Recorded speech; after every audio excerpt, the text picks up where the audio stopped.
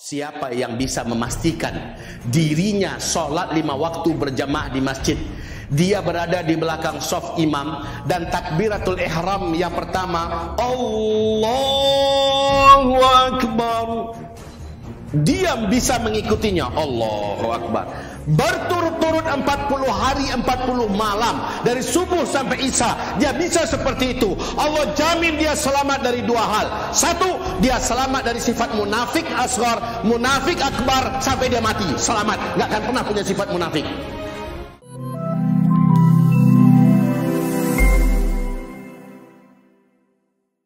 Fitnah akhir zaman Nabi ungkapkan seperti qaqita'il lailil muzlim, seperti potongan-potongan malam yang gelap gulita.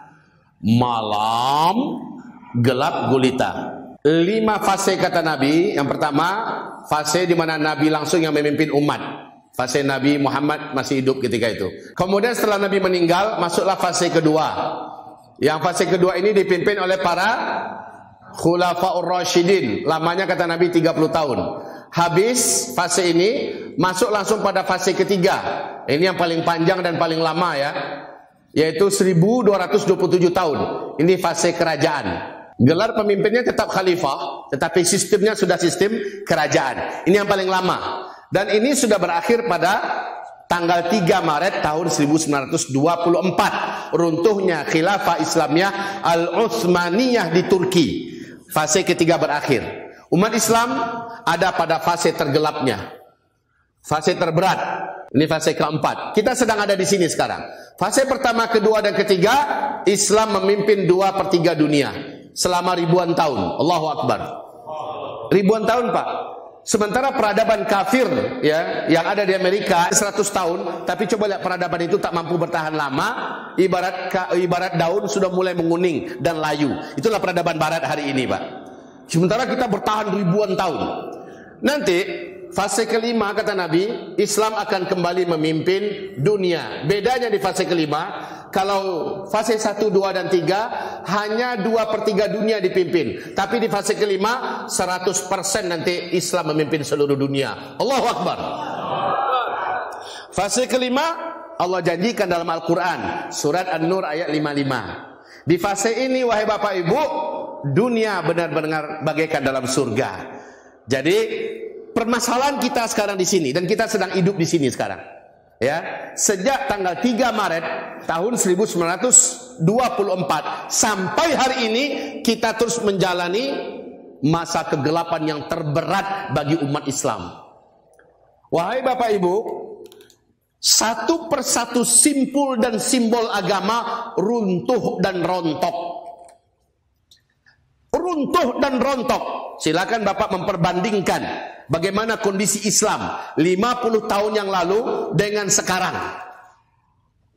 Silakan Bapak Ibu memperbandingkan bagaimana kondisi keagamaan anak-anak generasi kita sekarang, Pak. 50 tahun yang lalu dengan sekarang. Silakan diperbandingkan moral dan anak-anak generasi kita 20-30 tahun yang lalu dengan sekarang. Silakan. Apalagi setelah adanya setan gepeng ini, kita sulit mengendalikan anak kita karena jendela dunia terbuka 24 jam. Mereka bisa bersatu dengan apapun yang berusaha merusak pemikiran mereka, merusak mental mereka, merusak keyakinan dan akidah mereka, merusak moral mereka. Sehingga pada hari ini LGBT paling padat, paling banyak kita dapati di seluruh dunia, termasuk di Jawa Barat. Ya, termasuk, dan ini seluruh kota ya, seluruh Indonesia. Saya tidak menuduh hanya satu provinsi, saya tidak mengatakan hanya satu kota, merata pada hari ini. Wahai Bapak Ibu yang kami muliakan, kehancuran benar-benar sampai di titik ternadir sekarang ini. Makanya istilah Nabi Sallallahu Alaihi Wasallam, nah ini disebut dalam masa ini tanda besar kiamat yang pertama, tanda besar kiamat yang kedua, tanda besar kiamat yang ketiga dan keempat. Tanda besar kiamat pertama adalah bumi mengalami gelap gulita selama 40 hari 40 malam karena hantaman meteor dari ruang angkasa. Tanda besar kiamat yang kedua yaitu Dajjal muncul ya. Baru tanda besar kiamat yang ketiga Nabi Isa turun dari langit, dan tanda besar kiamat yang keempat, Ya'juj dan Ma'juj pun Allah lepaskan. Begitu ceritanya. Fitnah Duhaimah itu, kata Rasulullah SAW, sejak runtuhnya khilafah Islamiyah sampai Dajjal keluar. Jadi kondisi keadaan Islam dan kaum muslimin di muka bumi secara merata mengalami penurunan yang fatal, yang parah, wahai Bapak Ibu. Ya. Dan Nabi mengistilahkan fase keempat dengan sebutan beliau fitnah Duhaimah. Puncaknya adalah Dajjal muncul. Puncaknya adalah Dajjal muncul. Rasulullah berkata, ciri-ciri Dajjal sudah dekat sekali munculnya. Ciri-cirinya adalah zalim di mana-mana. Tidak ditemukan keadilan di mana-mana. Bohong di mana-mana. Dajjal itu sendiri sang maha pembohong. Dajjal, apa arti Dajjal? Pembohong maha besar bohongnya. Jadi sebelum dia datang, auranya sudah banyak diwarisi oleh banyak penduduk bumi. Saat Dajjal ada dekat mau datang, coba Pak, di mana saja bohong, bohong, bohong, bohong, bohong, bohong, bohong, bohong, bohong, bohong. Di mana saja. Di dunia bisnis, dunia dagang, mulai dari yang kecil-kecil sampai yang besar-besar.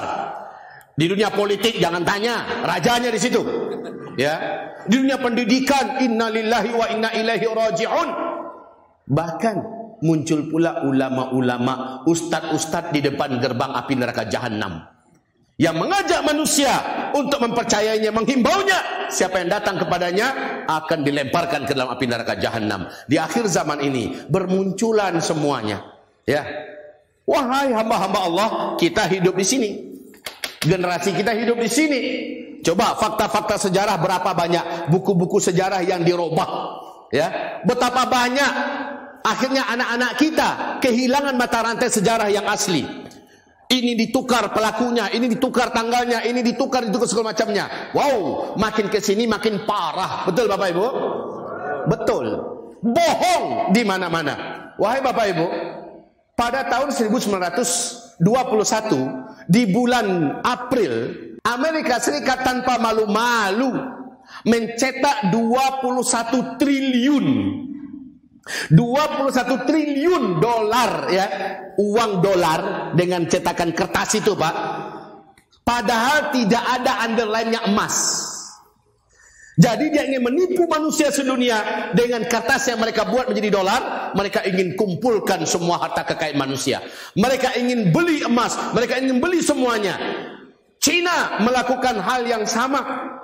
Ya, dengan renminbinya, dengan yuannya, dan banyak negara-negara Eropa melakukan hal yang sama. Wahai Bapak Ibu yang kami muliakan, bagi mereka nggak ada lagi masalah.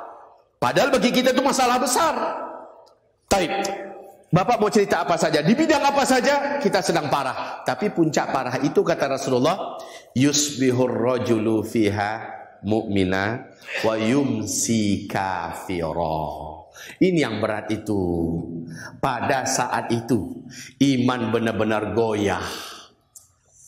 Paginya masih ada iman, siangnya datang ujian, sorenya sudah menjadi kafir. Sorenya masih orang beriman, malamnya datang ujian, besok paginya sudah menjadi kafir. Ba'udinahum bi'aradim minad dunya. Hanya demi dunia mereka telah menggadaikan agamanya. Ini fitnah terbesar. Jadi kalau fitnah itu dimaksud dengan bencana alam, itu bukan fitnah. Kalau dimaksud dengan gempa, itu bukan fitnah. Kalau dimaksud dengan tsunami, likuifaksi, itu bukan fitnah. Yang dimaksud dengan fitnah adalah apa saja yang berdampak kepada erosinya iman dan murtadnya manusia. Dia sadari atau dia tidak sadari. Tolong Bapak Ibu, ini saya katakan fardu ain hukumnya bagi ayah bunda, bapak ibu, saudara-saudari semuanya wajib membaca dan mengetahui, mengilmui 10 perkara pembatal syahadat. 10 perkara pembatal syahadat. Ini walaupun dia tak sadar tetap batal syahadatnya. Ada istilahnya pembatal syahadat Ada istilahnya pembatal iman, ya. Jadi ada 10 perkara pembatal syahadat, ada 10 perkara pembatal iman, tapi sami mawon, Pak. Sama saja, isinya sama. Di zaman ini, karena langkanya, kurangnya penyampaian kajian terkait dengan akidah dan tauhid, akhirnya umat banyak yang awam. Alhamdulillah, salah satu di antara yang Allah anugerahkan karunia mampu membongkar salah satu di antara yang 10 ini, perkara penipuan yang berdampak kepada rusaknya dan mentahnya iman, rusaknya akidah dan tauhid adalah yang terkait dengan masalah perdukunan. Allah hadirkan sosok sederhana yang biasa. Siapa? Orang biasa tapi mampu membongkar kebohongan, dan kebohongan ini berdampak pada akidah, wahai Bapak Ibu. Alhamdulillah ada orang biasa telah Allah hadirkan. Jadi para ulama dan dai di belakangnya semakin mulus menyampaikan materi. Ini salah satu di antara yang 10 itu, Pak, ya. Nah, yang 10 ini, wahai Bapak Ibu, di zaman sekarang karena jarang disampaikan, susah untuk menyampaikannya. Apalagi tentang masalah kajian la ilaha illallah. Bapak Ibu kalau berani lah Bapak Ibu buka kajian saya, mudah-mudahan masih ada di YouTube ya. Ketika saya membedah la ilaha illallah, kenapa Firaun begitu sakit hati saat Nabi Musa menyampaikan la ilaha illallah? Kenapa Namrus begitu marah saat Nabi Ibrahim membongkar hakikat la ilaha illallah? Kenapa Abu Jahal, Abu Lahab dendam kesumat dan memerangi sejadi-jadinya keponakan kandungnya sendiri, Muhammad sallallahu alaihi wasallam, hanya karena Muhammad membedah la ilaha illallah. Padahal kita tahu la ilaha illallah adalah dasar agama, la ilaha illallah pondasi Islam, la ilallah adalah awal daripada rukun Islam yang 5. Wahai Bapak Ibu, kenapa ini hari ini jarang sekali dibedah, dikupas? Saya hanya memohon kepada Allah, ya Rabb, gara-gara saya menyampaikan ini lalu pada akhirnya saya dibunuh, saya ikhlas, saya sudah menyampaikan. Saya sudah menguraikan, saya ngaji dari sejak SD sampai ke Mesir, sampai ke Tripoli, Libya, menamatkan kitab-kitab dengan para ulama-ulama dunia. Kajian la ilallah sama isinya Bapak Ibu, sama, tidak berubah. Dan kajian ini adalah uran akar asli daripada agama. Kalau ini tercabut, maka pohon agama ini runtuh, orang tersebut batal syahadatnya. Jadi masalah la ilallah adalah kunci daripada 10 perkara pembatal keimanan. Di fase keempat ini, ini yang paling parah, Pak. Yang digerogoti itu adalah la ilaha. Yang digerogoti itu adalah la ilaha illallah. Yang saya katakan tadi, pluralisme, sekularisme, dan apa tadi? Liberalisme. Dan sekarang Arab Saudi secara bangga mengumumkan bahwa negaranya menjadi negara liberal. Betul tidak? Arab Saudi dengan terang-terangan, Muhammad bin Salman mengatakan, seluruh hadis sahih saya tolak. Mau hadis sahih Bukhari, mau hadis sahih Muslim, mau saya hadis sahih Imam Ahmad, mau hadis sahih daripada Hakim dan sebagainya, saya tolak. Otomatis dengan ini tidak terkira syariat Islam yang ditolaknya. Lalu dengan bangga mengatakan 5 tahun yang akan datang seluruh Arab akan menjadi Eropa baru, katanya. Jadi semua maksiat, semua jahiliyah, semua kemungkaran yang ada di Eropa, pergi saja ke Arab, akan ditemukan lengkap di Arab. Dan ini bentuk daripada fitnah duhai mak di akhir zaman. Ya, fitnah duhai mak. Yang setuju dengan ide ini, paginya masih beriman, siangnya dia setuju dengan ide ini, sorenya di mata Allah dia sudah murtad. Itu yang dimaksud ya.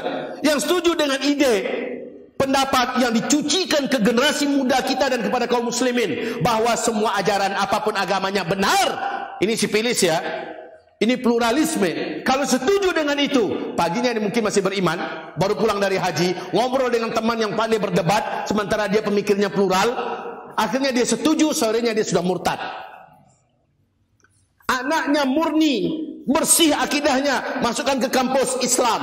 di kampus itu dicuci oleh seorang orientalis otaknya. Paginya masih beriman, siangnya ngampus, sorenya udah murtad, udah kafir. Allah. Wahai Bapak Ibu yang kami muliakan, saya punya adik kelas dulu, waktu saya masih di Mesir Pak ya. Saya punya adik kelas, dia pintar dulu di pesantren. Tapi ketika saya pulang tahun 1998, ketemu sama dia, sama orang itu saya ketemu. Wahai Bapak Ibu yang kami muliakan, dengan penuh bangga dia mengatakan, nggak ada itu sholat 5 waktu. Ketika kita bacakan ayatnya, jangan bacakan ayat di depan saya. Ya, itu adalah semuanya fiktif.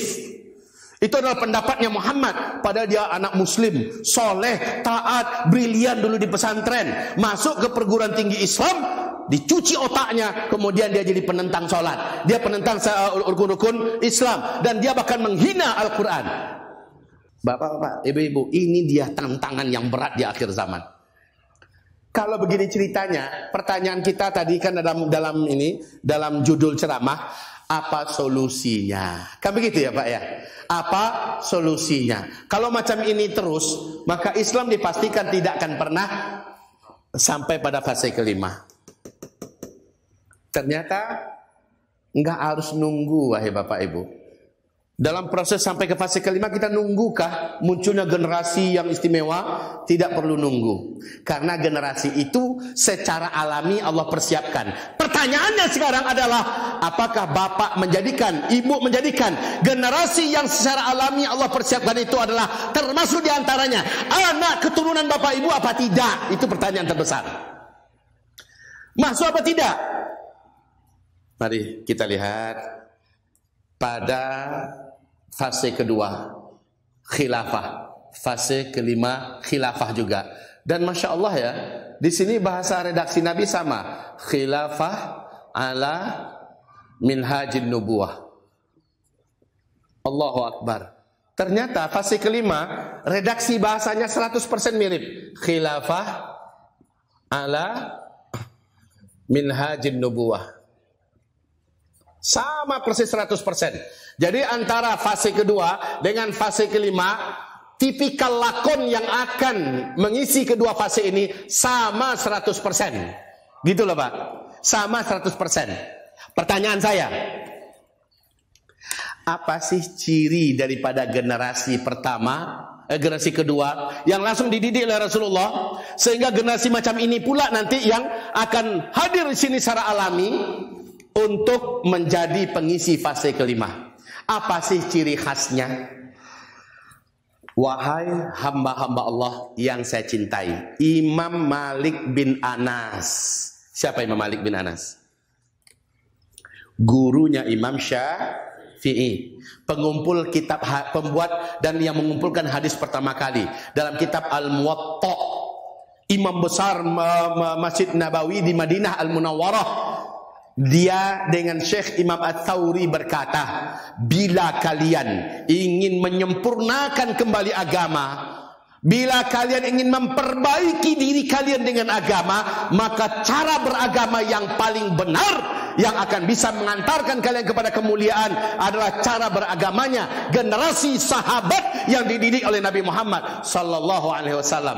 Dan generasi sahabat itu ada 5 ciri khas mereka yang utama. Kalian mulai niru dari sini, maka kalian akan bisa mewarisi kejayaan Islam kembali. Dari yang 5 ini Pak, sederhana sebenarnya. Apakah Bapak, Ibu, saya dan anak-anak kita bisa dimasukkan nggak ke dalam yang 5 ini? Oh, kenapa tidak? Ini perkara yang sangat masuk akal. Baik, yang pertama, sholatul jamaah. Sederhana apa tidak? Sederhana sekali Pak. Ini berdampak kepada menjaga iman. Sholat berjamaah. Bahkan kata Rasulullah, siapa yang bisa memastikan dirinya sholat 5 waktu berjamaah di masjid, dia berada di belakang shaf imam, dan takbiratul ihram yang pertama, Allahu Akbar, dia bisa mengikutinya, Allahu Akbar. berturut-turut 40 hari 40 malam dari subuh sampai isya, dia bisa seperti itu. Allah jamin dia selamat dari dua hal. Satu, dia selamat dari sifat munafik asghar, munafik akbar sampai dia mati, selamat, nggak akan pernah punya sifat munafik. Ini salah satu benteng ya, bagaimana cara agar kita dilindungi oleh Allah, iman kita, agama kita, akidah kita. Caranya sholatul jamaah. Ini ciri khas para sahabat, jaga sholat berjamaah. Mau rapat kita, Allahu Akbar, Allahu Akbar. Selesai dulu, rapat dipending. Kalau bukan kita pimpinan rapatnya, saya izin dulu, salat. Kalau gitu prinsip kita Pak, sehingga kita bisa dapatkan selalu takbiratul ihram bersama imam 40 hari 40 malam. Berikutnya Bapak Ibu akan menjadi orang yang paling menjaga salatnya selalu, berjamaah on time. Gitu. Anak-anak kita juga begitu. Bawa dia. Sahabat Nabi ketika Nabi SAW meninggal dunia, lebih dari 124.000 orang. Apakah seluruh sahabat Nabi hafiz Quran? Paling hanya 1/5 Pak. Paling hanya 1/5 yang hafiz Quran. Sebagian besarnya mereka tidak hafiz 30 juz, hafiz beberapa surat, hafiz beberapa juz saja. Tapi sebagian besar mereka tidak hafiz. Yang hafiz segelintir kecil, itu pun banyak syahid dalam beberapa peperangan. Namun dipastikan seluruh sahabat paham dengan semua isi ayat demi ayat dalam Al-Quran. Karena semangat mereka dengan Al-Quran, seperti kata Abdullah ibnu Mas'ud, cara kami bersama Al-Quran adalah 10 ayat demi 10 ayat. Dengar ini wahai Bapak Ibu, karena inilah benteng akhir zaman, inilah solusi kita akhir zaman. Cara kami dengan Al-Quran adalah kami memulai dengan 10 ayat terlebih dahulu.